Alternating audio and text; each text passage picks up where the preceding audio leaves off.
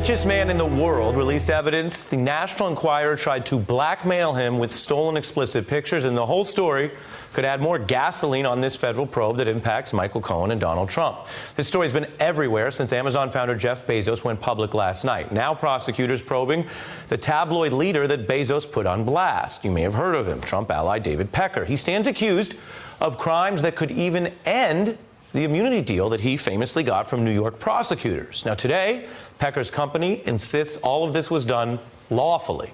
Pecker, though, is in hot water over the kind of intrigue that got him in hot water in the first place, allegedly using the National Enquirer as a way to attack enemies and reward allies. Because we already know the feds were probing how he arranged for the Enquirer to spend six figures buying stories from women linked to Trump, like former Playboy model Karen McDougal, in order to hide her story for Trump. And of course, the president had denied involvement, but then those leaked tapes revealed Donald Trump talking to his lawyer Michael Cohen about, listen for it, their friend David Pecker, which exposed that Trump was involved in the funding and also thinking about what would happen to the secrets David kept if he were ever struck by a truck.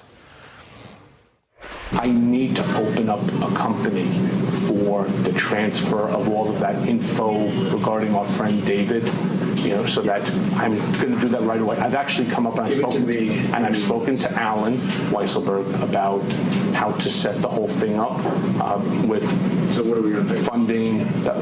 Yes. And it's all the stuff, because you never know where that company, you never know where he's going to be. Correct. So I'm all over that. Now David Pecker has been hit by the informational equivalent of a Mac-10 truck, and new allegations from Bezos' camp that a government entity may have stolen his messages and sent them to Pecker's operation. So there are many avenues for prosecutors here. David Pecker was involved in hustling people to help Trump. Then he flipped and told on the people he worked with. Why does someone like that start telling on people? As Rick Ross once explained it, Major League, who catching because I'm pitching? Jose Canseco just snitching because he's finished. Well, Pecker looked finished and was testifying, but the new evidence suggests Pecker may still be in the game, either because he can't help himself or because there was some other thing so dangerous he would risk his own federal immunity deal to stop it from getting out. Now, tonight, we don't know what that thing would be, but we have heard the Enquirer's own past employees air out their suspicions. In fact, a 28-year veteran of the Enquirer told us just 2 months ago another shoe would be dropping. Do you think that AMI did act in concert with the Trump organization, Trump campaign to break the law, and should they be held accountable? I think they did, and I think there is another shoe to drop. I mean, the special counsel's focus is now moving towards, the Saudis' role in all of this, and they may not be out of trouble yet. That was Jerry George, the Enquirer's LA bureau chief for 28 years, as mentioned. He's back with me now live, and Maya Wiley for a legal perspective as well. Jerry, is this the other shoe? Well, yes, it's at least one shoe that's going to drop. It was not expected. The terms of the federal prosecutor was that American media needed only to keep their nose clean for 3 years.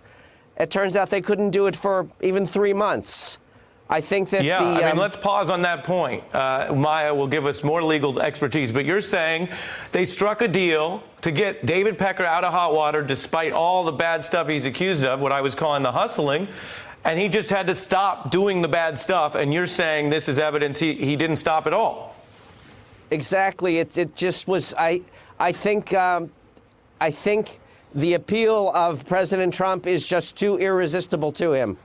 What's going on with the Saudis and this tabloid company? That's a story that's unfolding as well. I mean, the Saudis are involved somehow in this deal. Now, we talked the last time about the special issue that American media put out, seemingly from left field, with the MBS on the cover and pictures of President Trump inside. It was basically put out, as a favor, I think, to someone. And suddenly, 3 months later, American media came into a windfall of enough money to buy their competitors. Was it Saudi money? Who knows? Well, you were linked up with a lot of these people. Have you heard stories or evidence that suggests there may be something illicit with the Saudis and whether the Trump administration was in on it? I think that the Trump administration and the Saudis are good friends, and I think President Trump has proven that by his lack of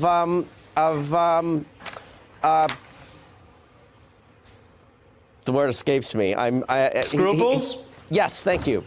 That's what I do. I work with words. I mean, look, Jerry, you were very clear when you were last here that this company that's known for a certain type of celebrity coverage, out of the blue, does a big puff piece, super positive about Saudi leadership and the prince, out of the blue, in every supermarket in America. They're not known for their foreign policy. And now you have Bezos, the Washington Post, the Trump connection.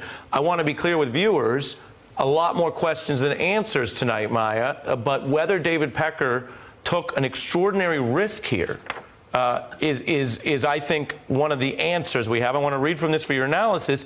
They signed an agreement that said, as was just mentioned, they have to be good for 3 years from the agreement, or all prosecutions arising out of the conduct of the agreement could be revisited. Does this, in your view, based on what is known, if the Bezos emails are real, look like David Pecker's back in legal trouble? Yes. Well, stay with me, Jerry. That one's for Maya. Go on. Go ahead. Yes, and go on.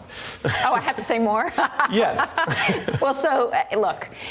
What the Southern District will do, of course, will investigate to determine whether or not they think it violates a federal statute, right? So I'm not suggesting they're just going to run in there and claim that he committed a crime. They will investigate. But yes, they're going to investigate aggressively, I would guess, because what this looks like on its face would fit the federal statute. And there are a couple of other crimes they'd have to look into. So, for example, we don't know how they got the material. Right. So that's one question, because there could have been mail or wire fraud in getting that material. We don't know, but that would be a category of crime. And then there's, say they got the text messages in some way that wasn't unlawful, someone gave it to them, but that would still raise the question of the way they used it. If you are telling someone, I'm going to damage your reputation unless you do this thing I want you to do, that could be interpreted as a thing of value, which is what the federal statute says, a thing of value. It looks hot. I mean, it looks a lot worse than it did even 24 hours ago. Maya Wiley and Jerry George, thanks to both of you. Hey, I'm Ari Melber from MSNBC. You can see more of our videos right here, or better yet, subscribe to our YouTube channel below. You could have been anywhere in the world, but you're here with us, and we appreciate that.